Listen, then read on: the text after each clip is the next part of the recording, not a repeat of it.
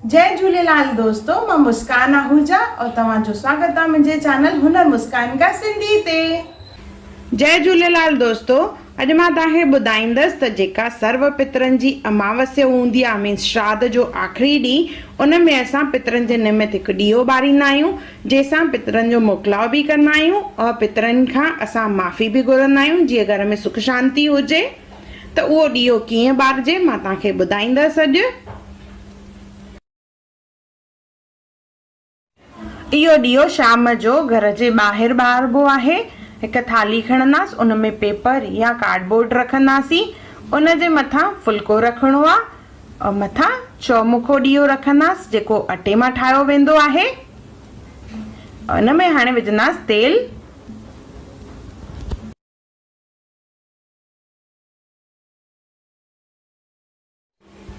इहो ॾीओ असां पितरनि जे मोकिलावे लाइ ॿारींदा आहियूं, उन्हनि खां माफ़ी घुरण जे लाइ। जीअं असांखां काई भुलचुक अगरि थी हुजे त उन जे लाइ असां माफ़ी घुरंदा आहियूं। इन में मिठी शइ रखबी आहे, जंहिंमें भत बाट सयूं खीरनी काई बि मिठी शइ जेका घर में ठाही वेंदी आहे उहा रखणी आहे इन में थोरी सी। उन खां पोइ ॾीओ ॿारिबो आहे।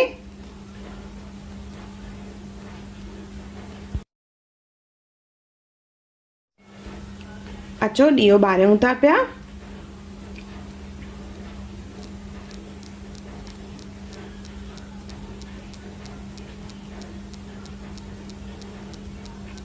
जीअं इन ॾीए जी रोशनीअ सां घर में बरकत हुजे, वाधारो थिए, दुख दर्द घर में न अचे और वॾनि जी आसीस हमेशह असांजे मथां हुजे।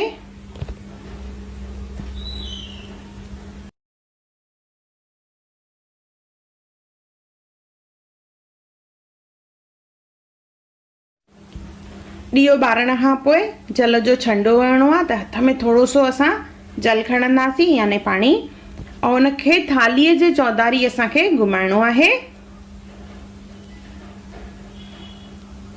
3 दफ़ा ईअं कंदासीं, हथ में पाणी खणी 3 दफ़ा थालीअ जे चौधारी घुमाइणो आहे। हथ जोड़ना आहिनि और थोरा सा इन में रखंदासीं असां चांवर। चांवरनि जो अखो बि चाढ़णो आहे, त 3 दफ़ा पहिरियों पाणी घुमाईंदासीं, उन खां पोइ उन में अखो विझंदासीं।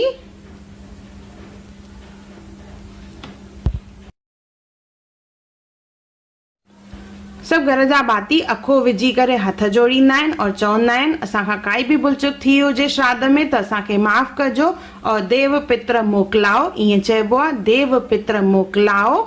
और इहो दरिया परवान कबो आहे या कंहिं मंदर में रखी अचिबो आहे। त असां वञूं था हाणे हिनखे मंदर में रखण, छाकाणि त मुंहिंजे हिते दरिया या नदी कान्हे का, त असां हिनखे मंदर में रखण वेंदा आहियूं। त अचो हलूं था मंदर में।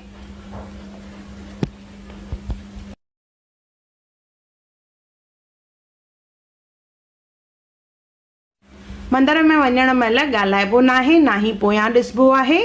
मंदर में वञी इहो रखिजे ॾीओ ऐं चइबो आहे देव पित्र मोकिलाओ, असांखां काई बि भुलचुक थिए माफ़ कजो असांखे, श्री कृष्ण अर्पण, ईअं चई करे हथ जोड़जनि।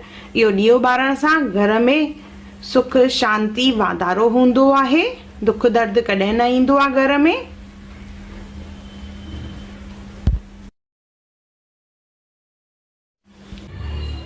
अगर तव्हांखे मुंहिंजी वीडियो पसंदि आई हुजे त उनखे लाइक कजो, मुंहिंजे चैनल खे सब्सक्राइब कजो, इंस्टाग्राम ते ज़रूर फॉलो कजो और मुंहिंजी वीडियो खे ज़रूर शेयर कजो। और मुंहिंजो वीडियो ॾिसण लाइ धन्यवाद।